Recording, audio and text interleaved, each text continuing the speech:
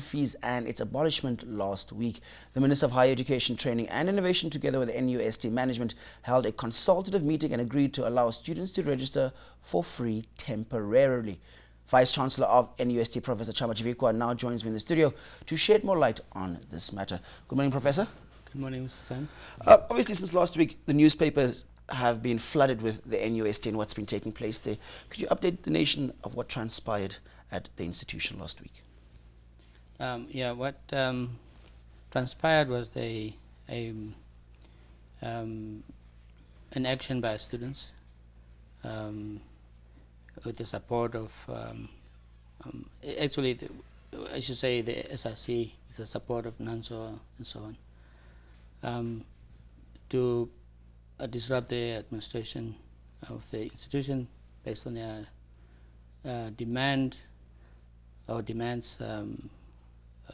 constructed or agreed by themselves that previous evening. Mm-hmm. So in fact, it was not a legal process that they followed. It was basically an illegal process. They could have followed procedures to at least inform the police in time and so on, and that did not happen. But in any case, be that as it may, we did manage to deal with the issue during that day and resume the administration, registration, and all that the following day. Well, obviously, we know that you're in the meetings with the higher tertiary minister. So, what are some of the resolutions that came out of these consultations? Because there seems to be a lot of mixed messaging. Registration fees have fallen, but only temporarily, only for students who have passed. So what are the final resolutions that have come out as a result of this action? Yeah, the fees have not changed. The fees have not fallen.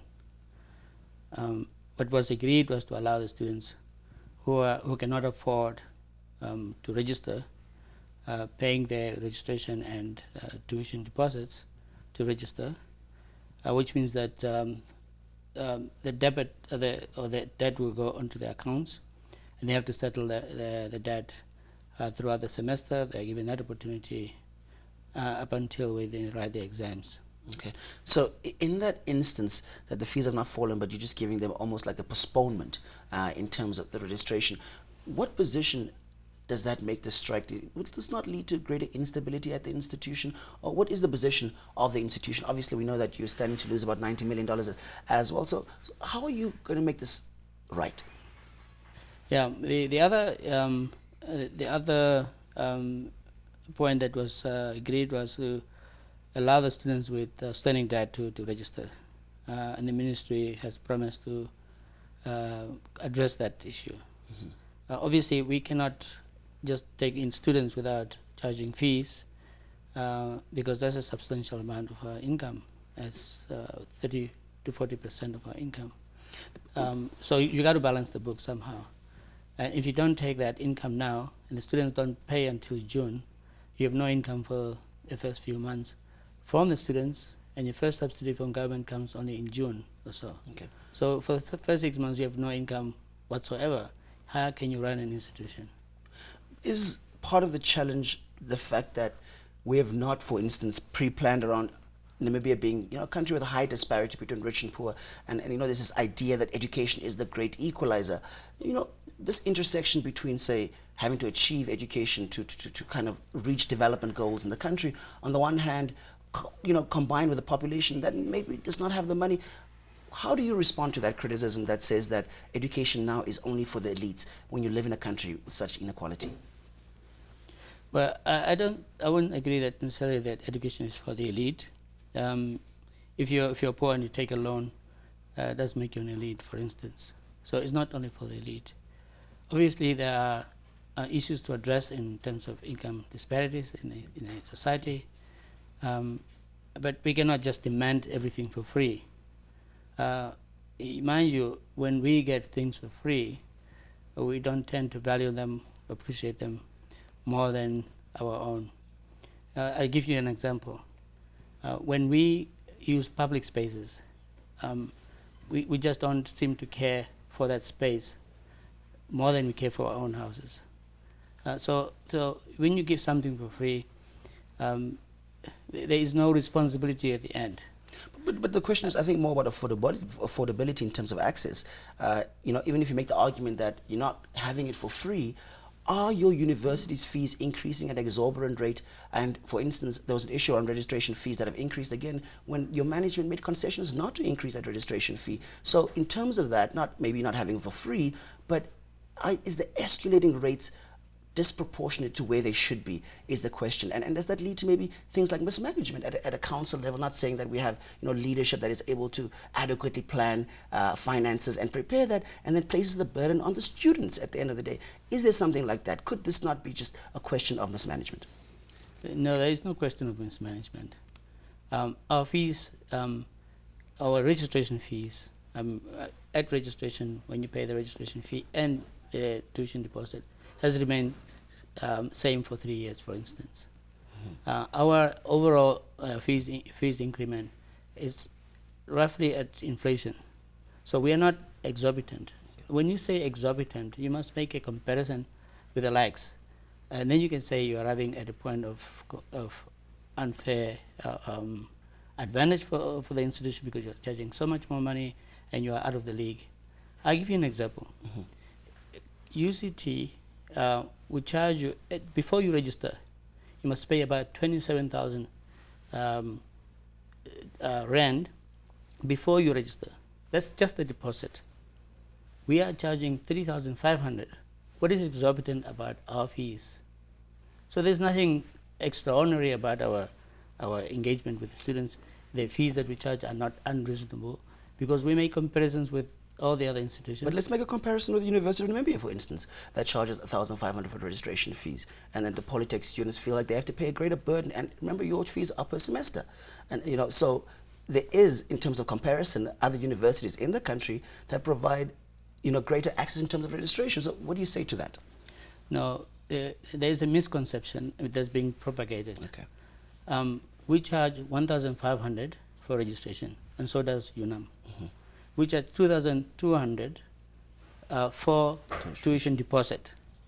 UNAM charges 2,250 or so for the same.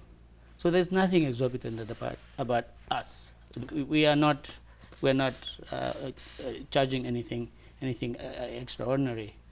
Mind you, the 2,200 that the students are paying, and they take on average 6 courses per semester. It's the fees of basically one course. So out of the 6 courses, at registration, pay the fees of one course, and then you can pay off over the next 5 or 6 months before you write the examinations. So there's nothing unreasonable about that. Affordability is another issue, obviously. But when you get something that is not free by right, because it's not in your constitution as free education in higher education, you must pay for it.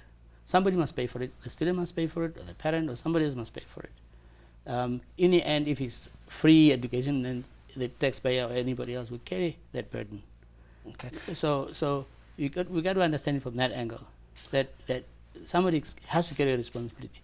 Somebody makes the argument, how can a parent of 5 children afford to send kids to a university?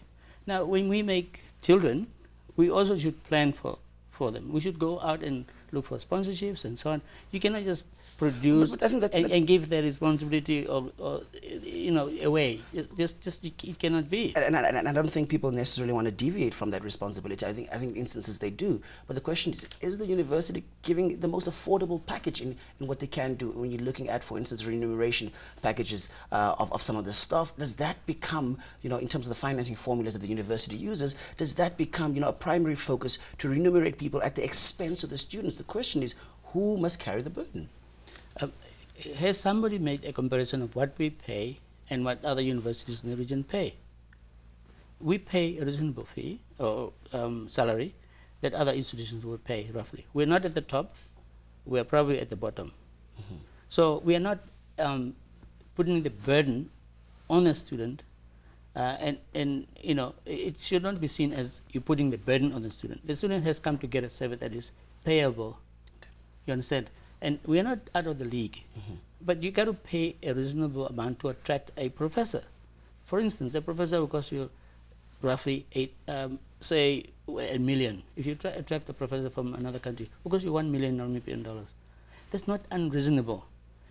Because if you don't bring that person in, you don't transfer the knowledge, you don't build your economy. Okay. So when people look at salaries, they only look at them in vacuum. We sit there and we say, the figure is high, but you don't make a comparison with anything else. So in terms of this issue, do you think it's a NASFAF issue more than it's a NUST issue? What is the role of NASFAF in all of this? NASFAF provides bursaries to needy students, and they play a different role. You've got to understand that there are different streams of income, and NASFAF fulfills to some extent that one. The third stream income, where the students and other fees are coming into the institution. So those who are sponsored by NASFAF would pay through NASFAF. So NASFAF is not giving you subsidy, but it's only funding the students who are studying there with an obligation of UC because they have signed an agreement to pay back the money some other time. Okay. So, Mr. Chivika, what's the way forward for the institution? You said the actions that were taken by the SRC were illegal. Reports say the SRC has been trying to engage council through the President Council does not take student issues seriously. Therefore, they had to resort to illegal actions. What is the way forward for your institution to ensure that at the end of the day everybody wins, the students and the institution? Yeah, it's important that when the students formulate their requests and demands or whatever that you may call it, they make them at the right time to the right people. When you ask SRC president, place your requests in writing, let's have a discussion. When you ask them, and when they don't do that, when they resort to other means, then that becomes a problem. And we always teach them through student leadership and so on that you must first engage and then disengage. You cannot just do things without engaging. There is no unwillingness on our part to engage the students. There's no unwillingness on our part to listen, because at the end, it was agreed with the ministry. And we could only do that because the ministry would provide the means for us to be able to do that, because we can't do it without the support of the ministry. So we couldn't just sit there and say, yeah, okay, no fees, your debts are forgiven. But even from your side, do you put that burden on yourself to engage students in terms of fee structures when things like fees must fall in South Africa have happened? I mean, that sets a precedent even for our students to say, if in the instance where we can't afford it, this becomes an option. So does management also make adequate efforts to engage students in ensuring that consultation is part of policy making at the institution? On an annual basis, we engage the SRC in the review of the fees. The fees of this year were agreed with the SRC. For instance, the fees of last year were agreed the previous year. And those fees are tabled at council, where SRC sits. And those fees are approved because we have made comparisons and we are not unreasonable. So we engage the students that way. If you think the fees are high, give us an example that we are out of the league. You understand what I'm saying? Because it comes at an expense. You must maintain the institution, you must maintain the infrastructure, you must buy new computers and things like that. And you can't do it because the formula or the subsidy that you get doesn't provide for that. So there must be another way of income, and that's where you charge the students. That's now, my final affordability, that's something else. Then there has to be a national engagement, how we are catering for those who are needy and can't afford. So that's my final question in terms of, people want quality education, obviously at a tertiary level. Isn't it a shared responsibility, and within that, who is then going to primarily drive this in ensuring, access affordability in the interest of the institution? What is your message to not just NUST students, but to the nature, of Namibians sitting out there and thinking that it is an unequal matter, it is something that marginalizes people? What's your message to addressing all of this criticism and then paving the way forward for NUST? There are many role players, including the ordinary citizen, obviously, because when you pay tax, then tax goes into government coffers, the tax gets distributed to, other, activities, some activities that you know of, some you don't know of, and so on, but that's for the nation.